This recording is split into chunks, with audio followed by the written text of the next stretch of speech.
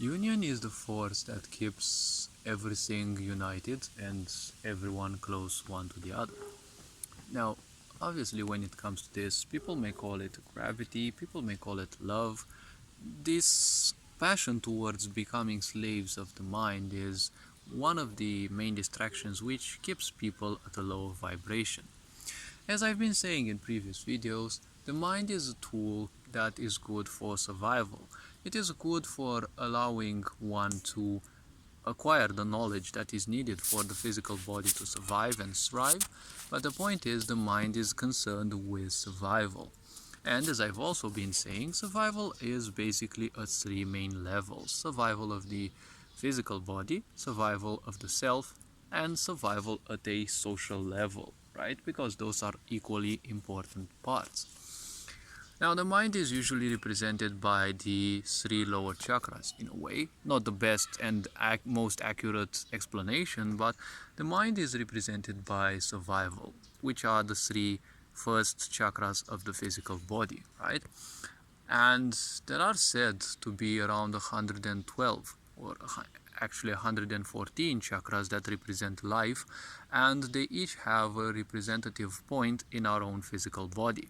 So if someone believes that through the principle of three chakras, which most likely aren't even well balanced, right, they can understand 114 chakras which represent life, well, they are gravely mistaken, because 3 cannot comprehend 114, right? Union is ultimately the point which keeps everything united. It keeps everything away from entropy. Now, what is entropy? Entropy is technically when, it's actually the natural tendency of things to tend towards chaos. But, there is also harmony, right? Harmony is a tendency for things to grow together, right? And collaborate and expand, right? Everything which lives together with other forces always will create superior things. Even the physical body that we have, the physical body that we have is basically a communion, right? It is the unified cooperation, let's say, the cooperation between multiple types of cells, right? Multiple types of cells in the body, and they function based on their own specific role. As they pursue their roles, they are capable of ensuring that the well-being of the body is met, right? A society which is healthy is represented by communion of the individuals, right? Now, this society we live in is kind of sick in a sense that it supports a bit too much of dissension. Now, what is dissension? Dissension is technically fracturing. It is basically the opposite of harmony and union, right? It is that of creating, different illusionary states. States like, confusion, states like distraction, right? States like disharmony, hatred, repulsion. And one of the best weapons that society has brought in this game is that of morality. When people embrace morality, they will always be against progress, because morality means getting stuck.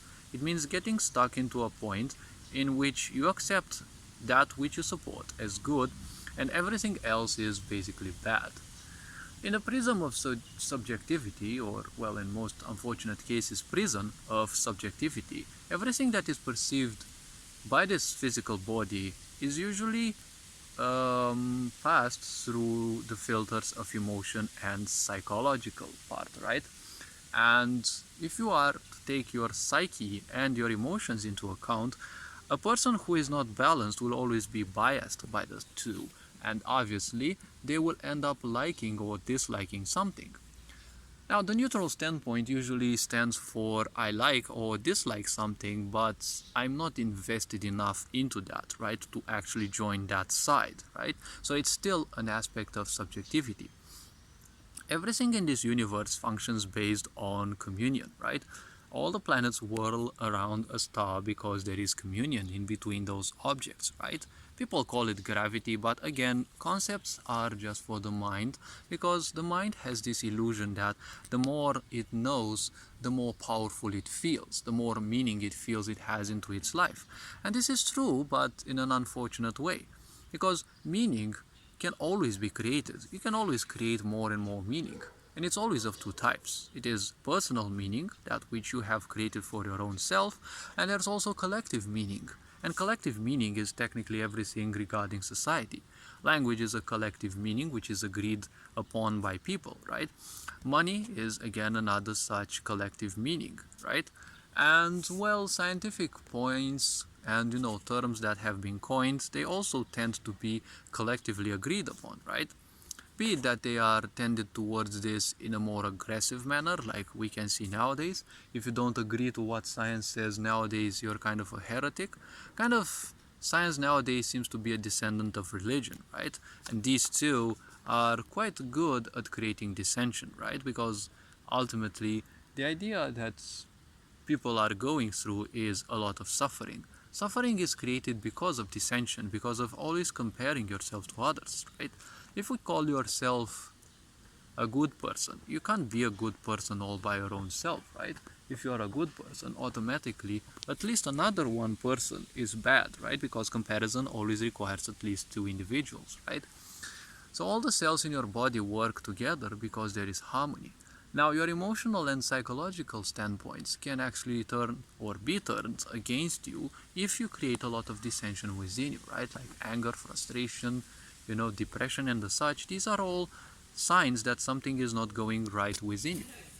So the point about life to understand is communion is that which keeps everything together. You can call it love, which is more for like the harmonious beings, the conscious beings, but everything kind of is inclusive of love.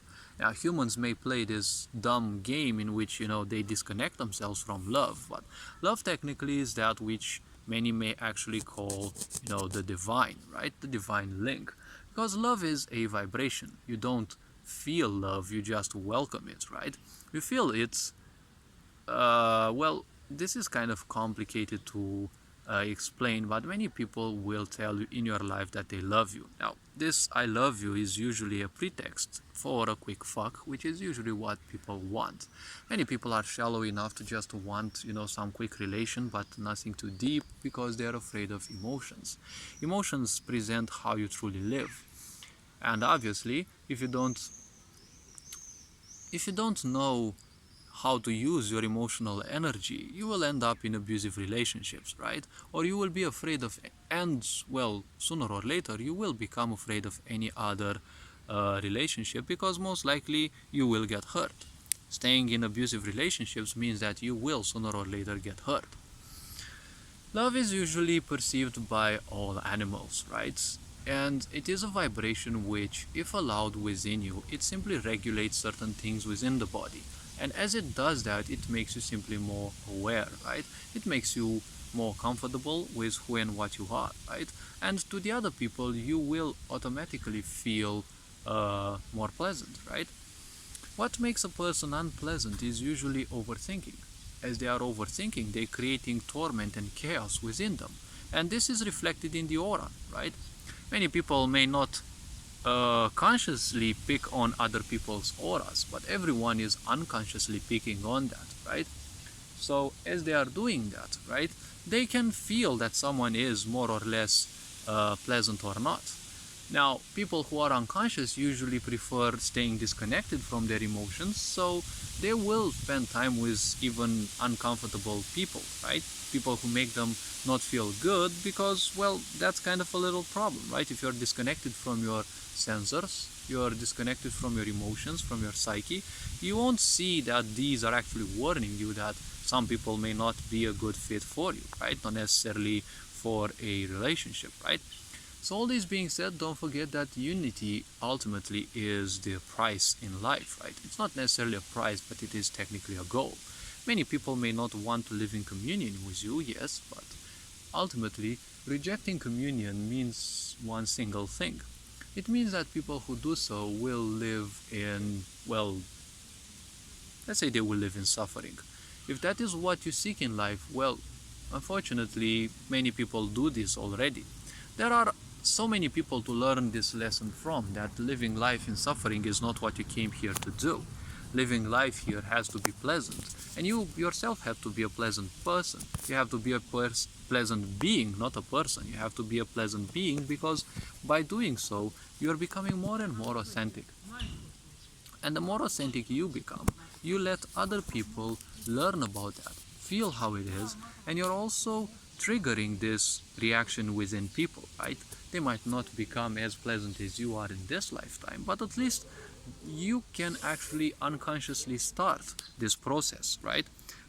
Just take into account the fact that it may require a lot of energy, and you should learn not to spend too much time around negative people, right? Because being highly positive means that you will aid in their healing, right, with your positive energy, but you will get in return some of their negative energy, and you don't want to become a waste bin of that, right? So all this being said, positivity and union are kind of the only purpose in life. One needs to, well, actually not a need, because this may be perceived as a compulsion, but one's life should aim towards, inclusion, towards becoming one with nature and one with who they are, right? But society as we know it is kind of all about distracting you, all about and well, distracting you, keeping you in lower vibes, keeping you distracted, well, not caring much about you, and well, that's kind of the problem, right? If you wish to fight for and keep embracing this type of society, well, be my guest. But the problem is, societies that promote distraction are always societies that promote suffering, and there's always a lot of income, right? A lot of gains, right, from exploiting people's suffering, right? Especially if you target the so-called minorities, right? If you take into account, people with different disabilities, people with different beliefs, and you attract them in sorts of, groups, in which you lie them that they are a family, that they can fulfill a certain role, that they should feel well the way they are, right? But the problem is these, even non-governmental organizations actually do this, and they give a false sense of union, but what they preach is, morality. And morality is basically a weapon of destruction, because morality means separation. Everything who supports your idea is technically good, but everything else is bad, right? So this is a huge sense of separation and is detrimental to society. Unfortunately, so many people keep embracing this idea, so, well, obviously there's gonna be a lot of suffering, right? But other people's suffering shouldn't be a part of your life, right? If people want to embrace suffering, it is their wish, and it is that which they will receive. Becoming one with nature and becoming in union with who you are, well, that will always bring joy. That will always bring tears of joy, because, there are pleasures beyond sexuality and, the lower natures of the physical body. Now, hopefully this video was introspective. Hopefully you've understood some points. Feel free to ask me questions in the comment section below, and, allow me to actually create some videos on those topics as well. Feel free to like and subscribe if you like the topics I present.